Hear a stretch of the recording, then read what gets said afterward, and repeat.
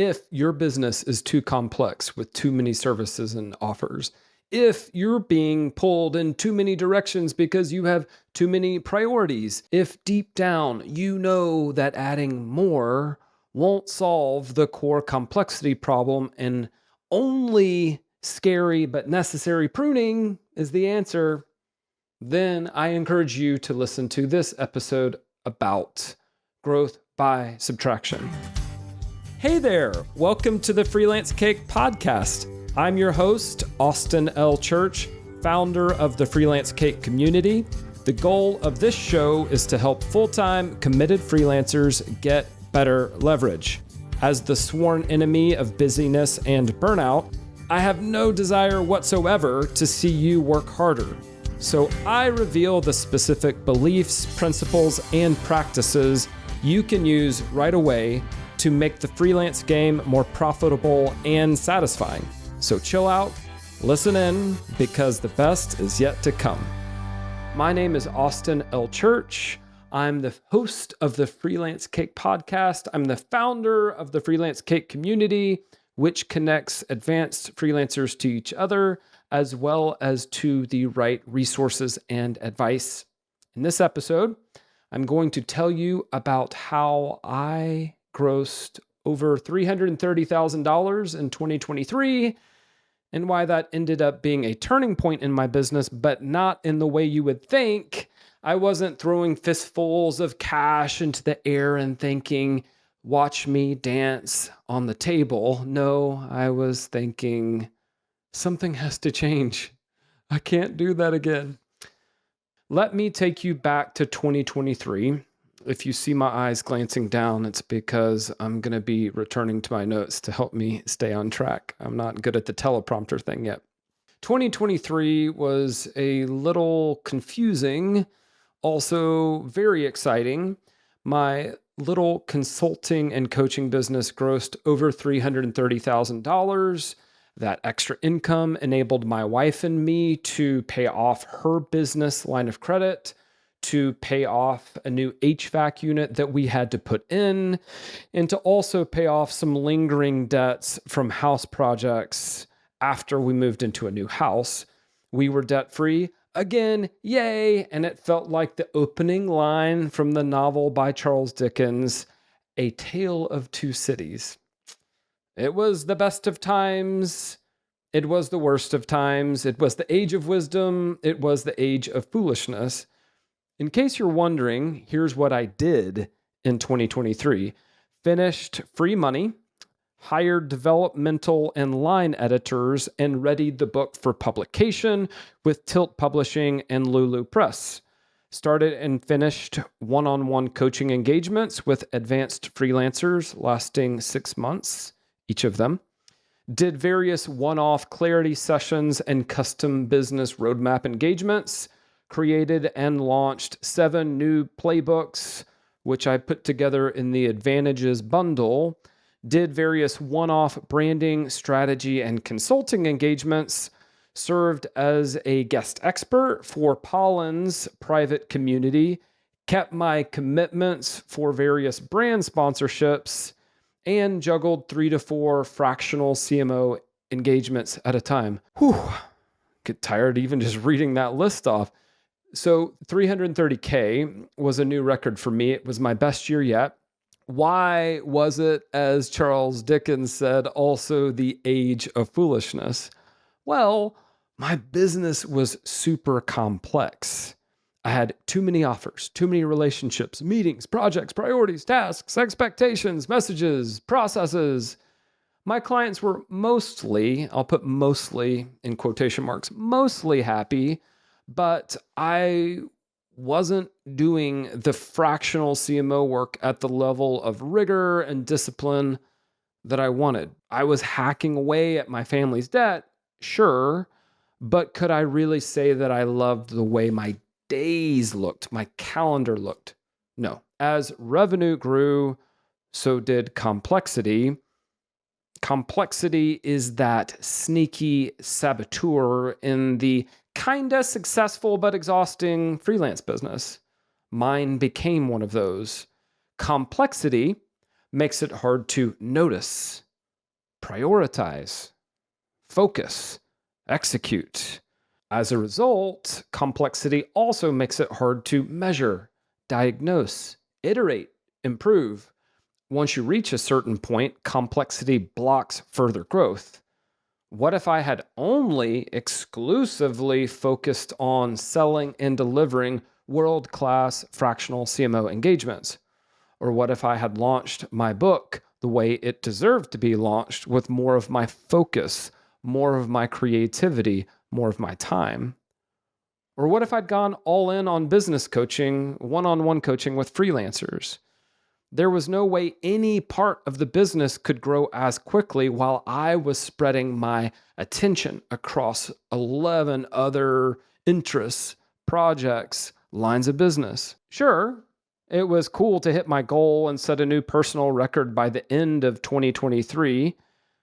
But by the end of 2023, believe it or not, that 330K was already spent. How is that even possible? And I was left thinking, whew, I can't do that again. That's when I was finally ready to embrace a different strategy, one that I had known about for years. Here it is: growth by subtraction.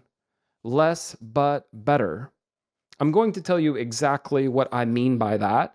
But first, I want to tell you about my grandmother, Martha's vegetable garden. My first lesson in growth by subtraction came from my maternal grandmother, Martha. She grew up on a small farm in Fayetteville, Tennessee, about 12 miles north of the Alabama state line. And by the time she moved to Nashville, Tennessee, where I grew up, she always kept a vegetable garden. Because Martha, aka grandmother, was basically my favorite person in the world. When she would go out to work in her garden, I would follow her. I might get put to work, but that was okay because working with grandmother was more like play than labor. Grandmother was and still is this kind, lit up, laughing person. One job I could do was pinch off suckers. For those of you who aren't familiar with tomato plants, no garden in the South is complete without tomato plants. And grandmother showed me how in the crooks or the splits where a vine would meet a stem or a stem would grow out of a vine, in those V-shaped crooks, little sprouts would appear. These new sprouts she called suckers. And she explained that we needed to pinch them off.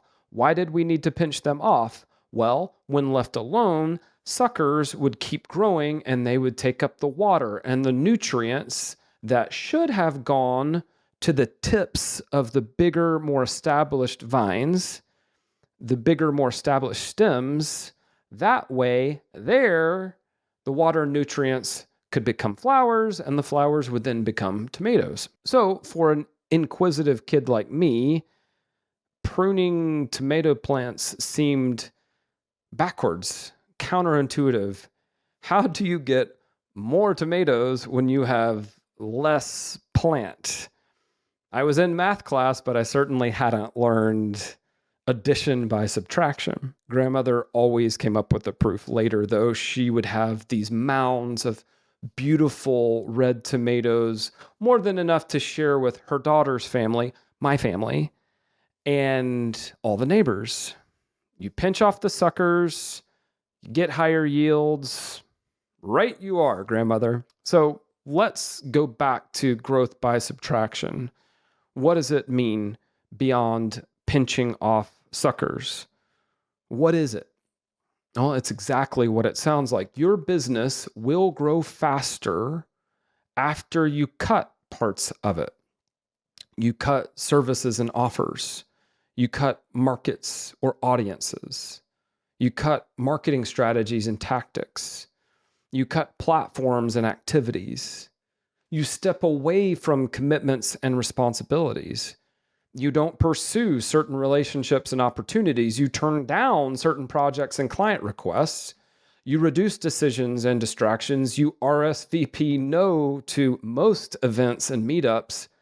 You say no a lot more often. It's only by taking out your pruning shears or your pinching fingertips and saying no a lot more, that you will clear out all the stuff with less potential and concentrate all of that time and attention and resource on your best opportunities. You start doing less, but better. You always knew you were smart, talented, very capable.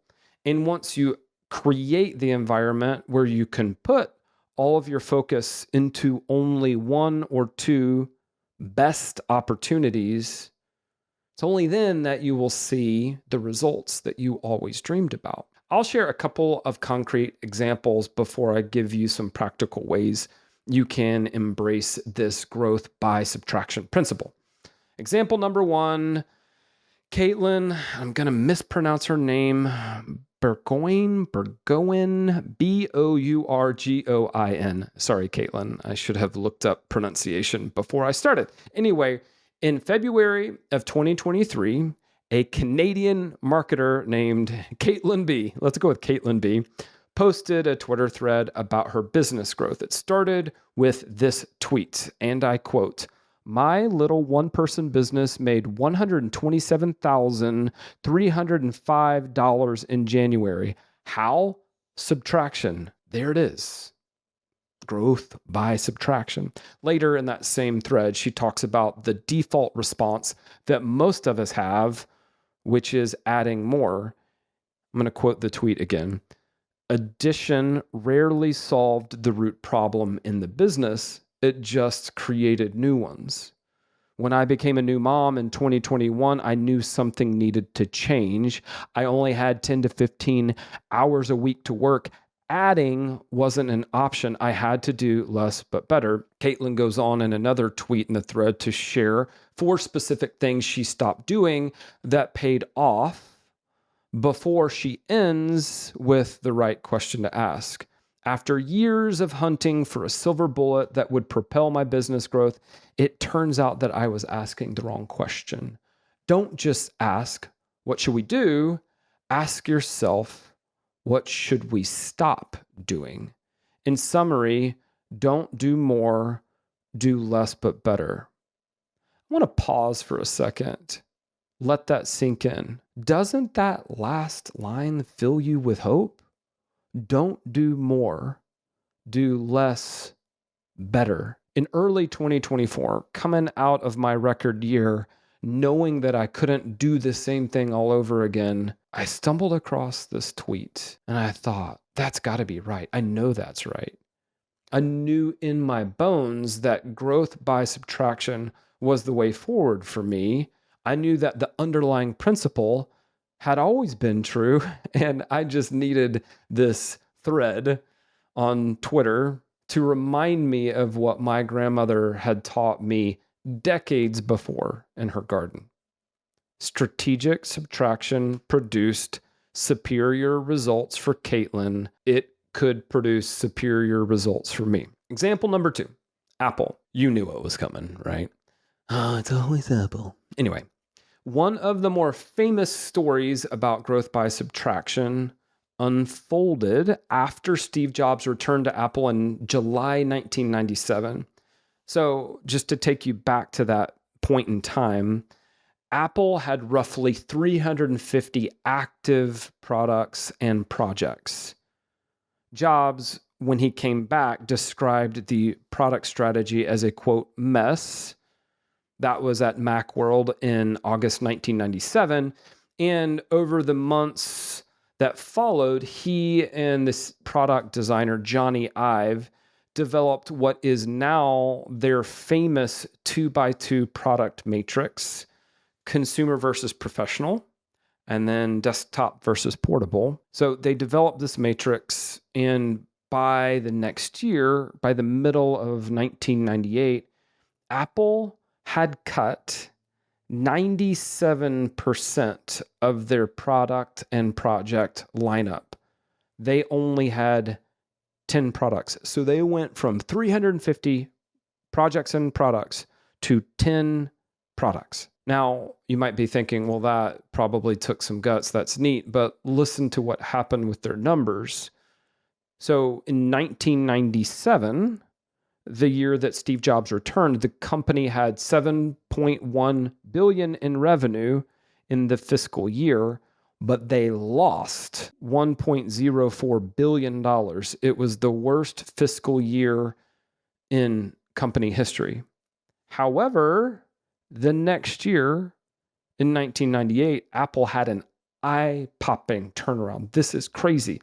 So they went from 1.04 billion in losses to 309 million in profit in a year. Revenue rebounded to 6.1 billion in 1999, and then the profits kept climbing from there. Strategic subtraction produced superior results for Apple.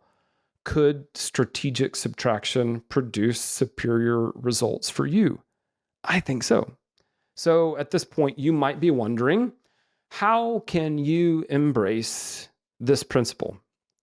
I'm going to give you 7 practical steps. It won't take me very long. Then we're going to close. Step number 1, take inventory. Write down all of your projects, services, products, ventures, commitments, responsibilities.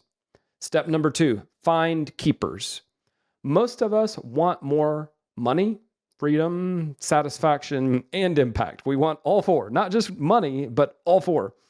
So go back to each item in the list that you just made.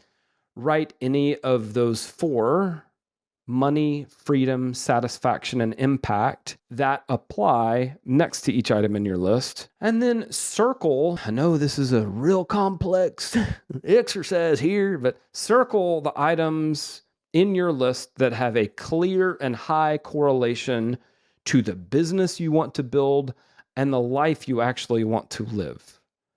So we can't always do what we want and get what we want. That's true. However, we can start to look for the things that we're already doing that do have a high correlation to the business we want and the life we want. It's easier sometimes to give up freedom or money or to sacrifice short-term satisfaction as long as we know we're headed the right direction for long-term impact, right? So once you take a look at that list, it's usually pretty clear which things in your list are the keepers. That's what you circle. Step number 3, compare results. You may want to keep certain services or continue in a certain direction with your business. And strategic subtraction would dictate that you look for ways to get better results with less effort. As you look at the things that you circled, you ask yourself, what's working, or what should I double down on? You also ask, what should I stop doing? Once you identify the keepers, once you start to compare results between different items on your list, you'll know your keepers, and you'll also start to zero in on what to subtract. That's step number 4, cut fluff. Now that you have clarity, you're going to have to find your courage. You're going to have to make some definitive decisions. What will you do?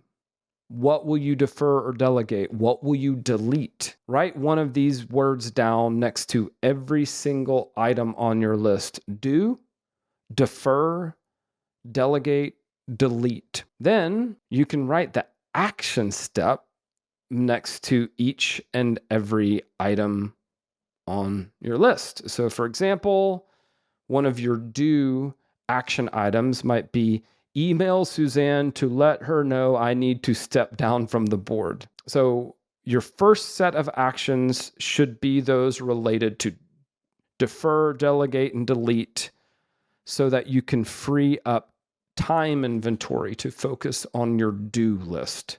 Does that make sense? It will be easier to focus on your do list if you defer, delegate, and delete first. For example, in my Freelance Cake community, we did a monthly challenge in September 2025.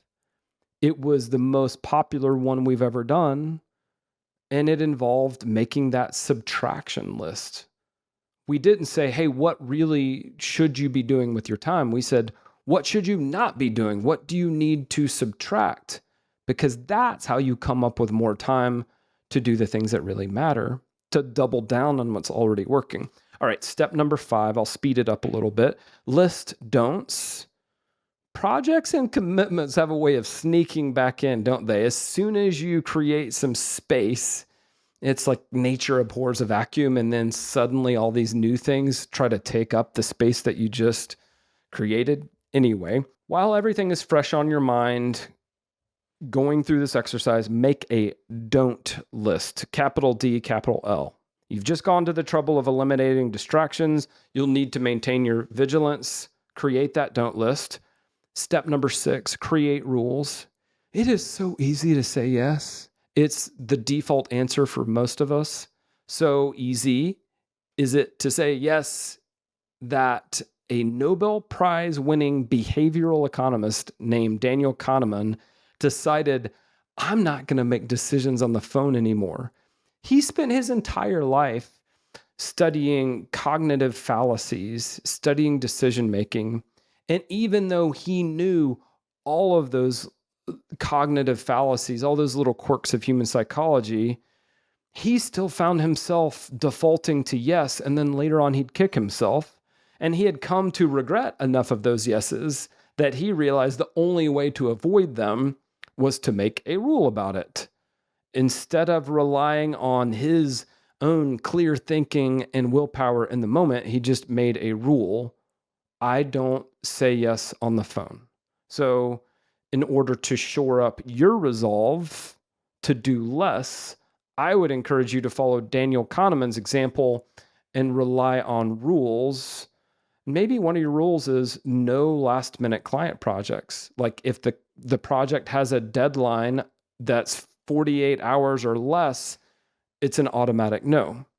Or maybe a new rule is no projects with a budget of less than $1,000 or $5,000. You may need to have a new minimum engagement so that if a client comes to you and they're like, hey, we'd love to work with you, we have a budget of $2,000, you say, I'd love to work with you too. Unfortunately, my minimum engagement is $5,000. And that's just a rule. It's automatic. It's an automatic no. Maybe you need to set a rule that you have no meetings before 11 a.m. so that you can actually protect your best creative time in the mornings and spend it on writing and building your authority online. Create rules. That's step number 6. Step number 7, record decisions. Strategic subtraction led me to the decision to go all in on Freelance Cake. If you're wondering, okay, what happened with Austin in 2024 after he decided he couldn't do a repeat of 2023? Well, what happened was me thinking, I need to grow by subtraction. What am I going to keep? And I decided I wanted to keep Freelance Cake and I wanted to do less fractional CMO work. Well, the thought of not proactively pursuing FCMO engagements scared me. Like, I've always relied on service income. I didn't know what it would look like even to go all in on the creator side of my business. My wife pointed out something important. She said, well, can't you always go back to consulting? And I realized, yeah, that's true. But the crux of it was, here was this thing I'd always dreamed about. What if I really went after it and it didn't work?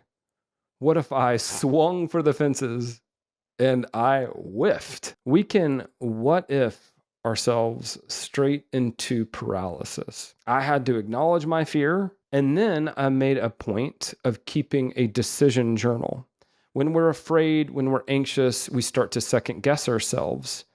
I wanted a clear record of my thought process and of my decisions that I could return to on the days when I would inevitably second guess myself, so that no matter how I was feeling on any given day, I could trust the methodical, sensible thought process that had led me to that point. And if I was misjudging something, I'd have an easier time pinpointing it.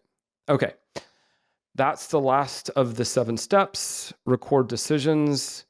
Let me offer a quick summary before we close. If you're like most advanced freelancers and consultants I've spoken with and worked with, your business is too complex. You offer too many services. You have too many priorities. You get pulled in too many directions. Adding even more stuff to your plate isn't going to solve the core complexity problem and get you the growth that you want. So, my friend, figure out what your best opportunity is right now. Take out the pruning shears, courageously cut the rest. It took courage for Katelyn to grow by subtraction.